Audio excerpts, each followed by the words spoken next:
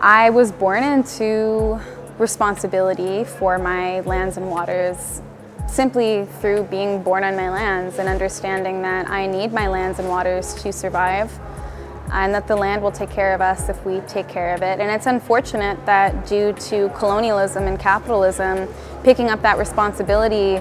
looks different nowadays because of the scale of devastation and the threats that we face in our territories. I got off the plane from Vancouver and the first thing I saw was an advertisement for COP15, and the messaging for COP15, whoever is in charge of that, they use a lot of language that specifically and intentionally separates humans from the rest of the world. The ad that I saw it had text that said millions of species face extinction, and then below that appeared the words humans could be next. And that's when I clued into the fact that my suspicions would be confirmed, and that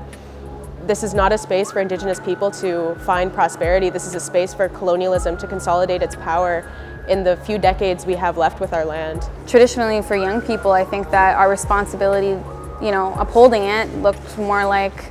going out on our land and harvesting and living a full life. But unfortunately, at this time, our responsibility to our land looks like infiltrating international spaces to ensure that our voices are included in these discussions around our futures. I think it's extremely unfair that Indigenous youth are put in the position that they are. I also think that there's a lot of narrative around Indigenous peoples as being resilient, as being strong, and I think that we were put in that position by colonialism, and it is unfair, and our people shouldn't have to be resilient, and our youth shouldn't have to behave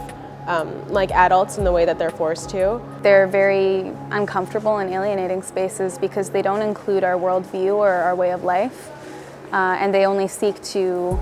include our worldview by ways of assimilation. We are lied to when we're presented with these forums as being a place to create change, because it's all in futurisms, none of it is in the present, none of it talks about what Indigenous peoples are going through today, and that's a fundamental flaw, because the only people who are going to save the land are the people who have already existed and been taken care of by that land for thousands of years. Our languages are a blueprint to surviving on those lands, and to undermine the power of that and the necessity of involving that in any decision-making process regarding those lands is deceitful, and it's underhanded, and it's based in the prosperity of the few, and specifically, the white few.